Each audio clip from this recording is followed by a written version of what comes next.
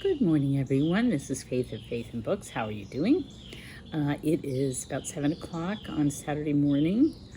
My haircut is growing out. It's at this awkward stage. I need to go get it cut again. I don't like the way it looks right now. Anyway, I thought I would do just a reading update.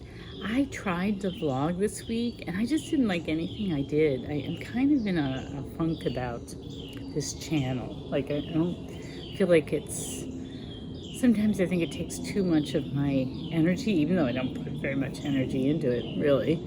But I think a lot about it. It takes up brain space, and I just feel the need to streamline sometimes. So I'm feeling a little bit down, but I'll get over it, because I do enjoy being part of the BookTube community and all that. I don't want to give that up.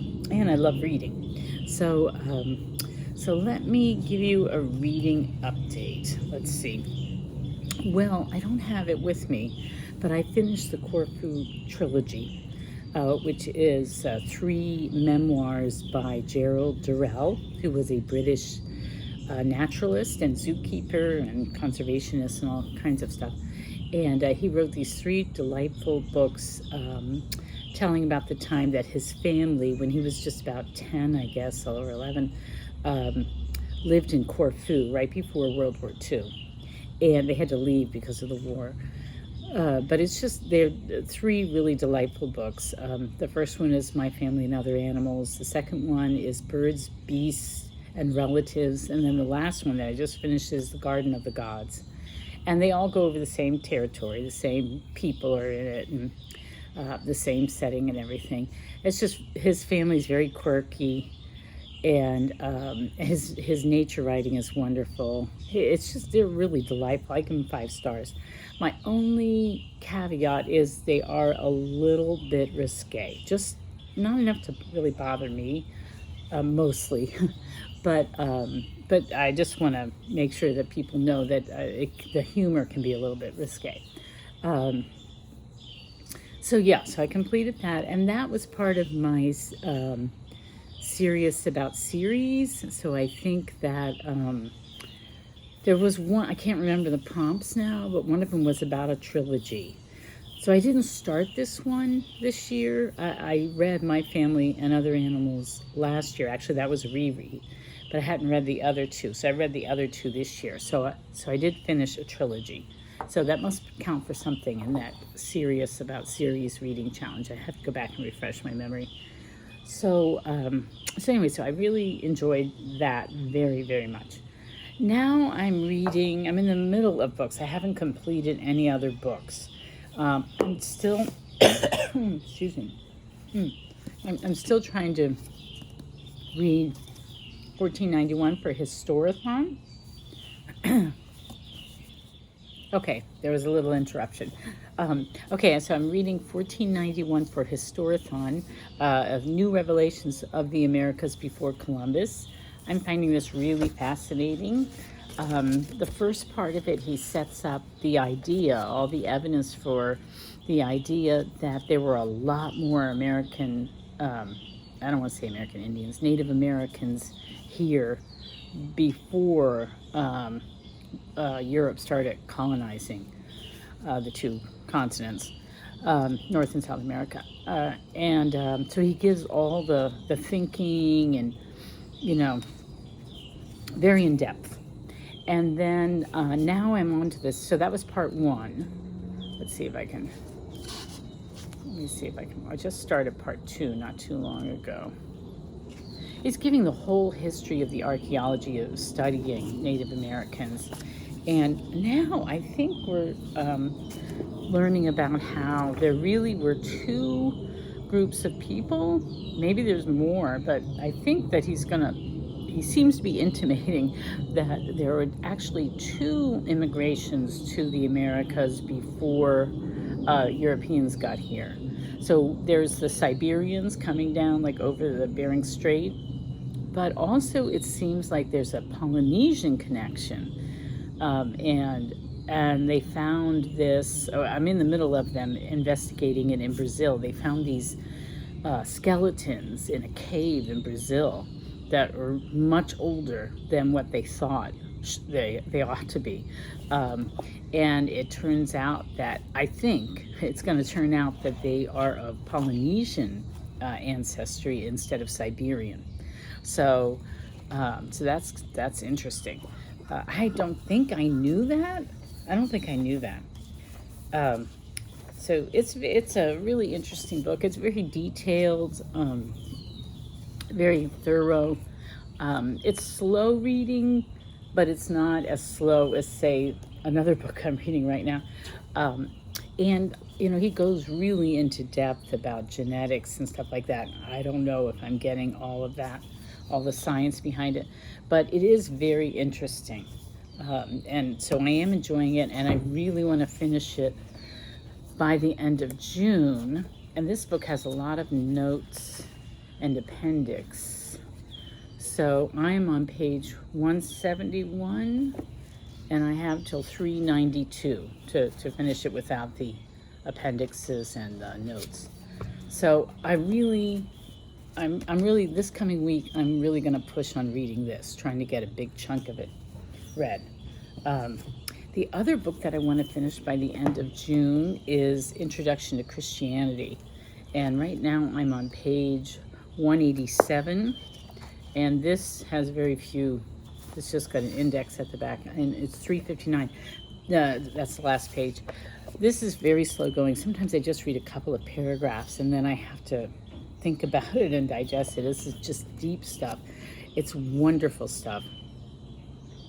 This book has been keeping me sane because I've been reading a lot of, to me, disturbing stuff. Like when I was reading Ovid's Metamorphosis, just the whole world presented. There was one of rape and brutality and people having power, or the gods and goddesses having power and using the power in really wicked ways. Being very fickle. Sometimes if they like you, they'll help you. If they don't like you, for whatever reason, no matter how unfair it might be, they'll wreak, havoc on your life. And so that's what, that world just seems so awful to me. In fact, I wish I could find the passage in here. I might have to pause and look for this passage where he talks about how we view history and how we probably don't want to go back to, where was it? That we don't want to go back to ancient Greece, even though he was talking about, was it the Aztecs or the Incas? He was talking about how because when the conquistadors came in, they destroyed so much.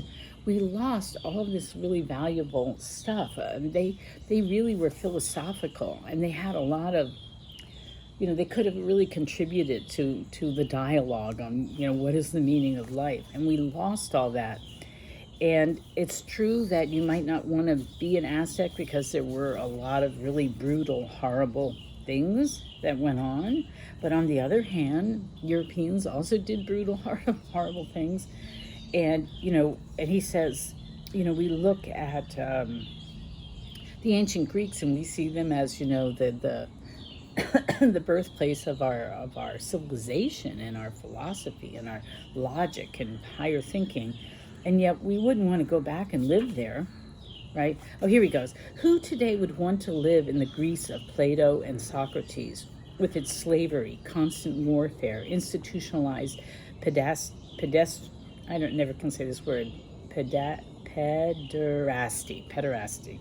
and relentless culling of surplus population? Yet Athens had a coruscating tradition of rhetoric, lyric drama, and philosophy. So did Tenochtitlan and the other cities in the Triple Alliance. And the Triple Alliance were the Aztecs, right? We're talking about the Aztecs. He talked about the Incas before. So anyway, very thought-provoking and very interesting, very informative. I'm enjoying it. This is such a nice balance. Like when I was reading Ovid, okay, let me pick up my thought. That world was upsetting to me, and I reject that world. And I mean, aspects of it, right? Like he says. And then I've been reading this book, another book I'll get to, about the writings of a Muslim emissary who goes up and meets the Vikings, the Rus. And it's in 922, and then another account's in 1126 or something like that. And just, they're relating the customs of the tribes that they go into. And, a lot of what they do is absolutely atrocious. But also, they see themselves as very good Muslims, and yet they buy sex slaves and their child marriage and a lot of stuff that I reject, right? So that's also, I'm learning about customs and behaviors of humans that I don't approve of, right? I don't think they're right. And then in this, I mean, Native Americans, for all the lovely thoughts on connecting with nature and all that sort of thing, they did a lot of really brutal things as well. So, and it's not that Christians don't do brutal things, they do, but they ought to know better. Like there's a standard, and they know they're not living up to it. And so that's what I found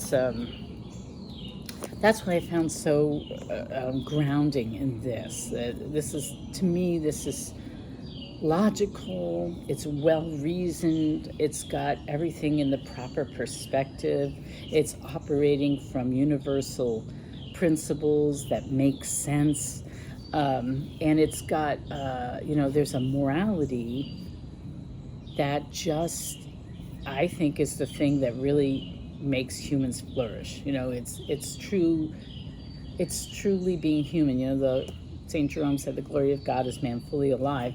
And to me, when you operate as someone who needs to practice and grow in virtue, you benefit not only your own soul, but society.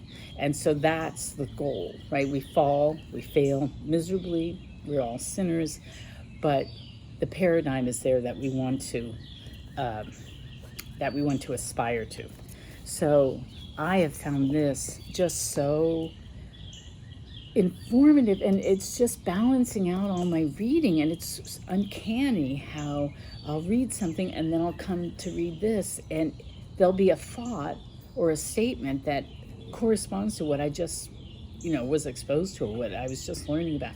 So it's really been a blessing, and I can't tell you how deeply I'm enjoying it and just sucking it in, even though I feel like it's beyond my real capacity to understand, and it's a book that you'd have to read several times, I think. But I'm really, really enjoying it. Now, I want to finish this also by the end of June. And did I ever say what it is? This is Introduction to Christianity by Pope Benedict. It's just amazing. So these are my big goals. I cannot believe it's June 17th already. And I'm not even that far. But this week, because I'm not watching my two little grandsons anymore, because my daughter's a school teacher, she's now out of school, she'll be at home, I should have more time. I mean, the 7-year-old's here and I'm still watching him, but he runs off and plays with his friends, or he'll go off and play independently. He doesn't take, all the focus that the two little ones do. So hopefully I'll be able to get a lot of reading done this week. I would love it if I finished this week and made really good headway in this. So the last week of June, we're going away on vacation. And I'm excited about that. And I have books. I haven't brought them out. I have books that I want to read. I mean, I'm going to finish up these. Maybe I won't take 1491 if I finish it in time, but I'll bring Intro to Christianity. I'm also going to bring my hornblower, and I might bring the Arthur Ransom's We Didn't Mean to Go to Sea. We'll see if I can get to that. So I want to talk about this Ibn Fadlan book that I was reading on my Kindle, and it's the memoirs of this Arab emissary that's sent out. That's the first part of the book. There are 3 parts of the book, and I got them confused because I was reading on my Kindle. I've had tons of insomnia, and I just got confused. So I didn't realize it was two different accounts. I was so confused. But also, there's so many long Arab names that I just didn't stick in my head. So I was confusing people.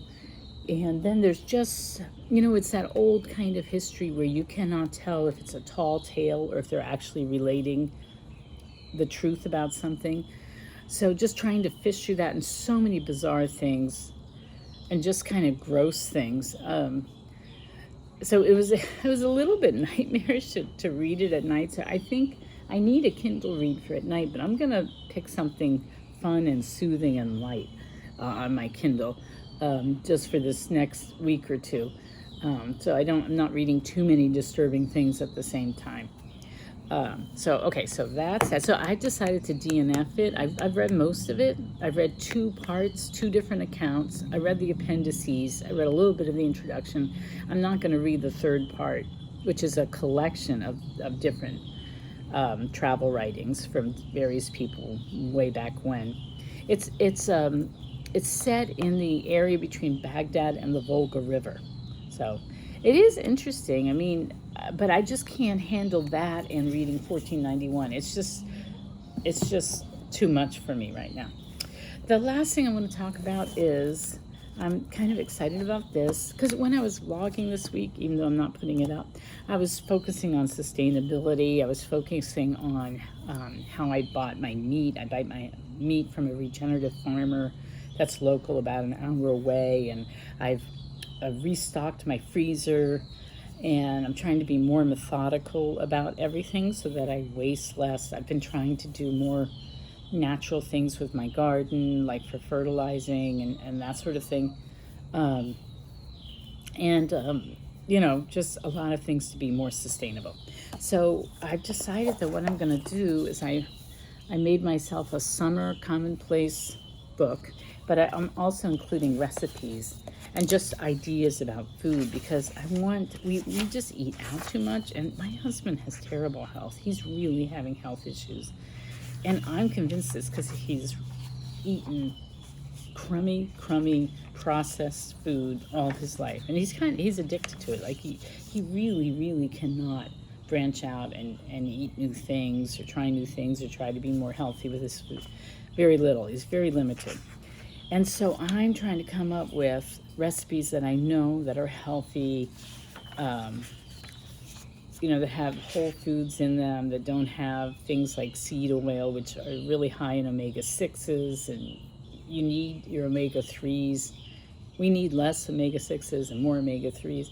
Trying to figure out how to get more fish into our diet with the omega-3s.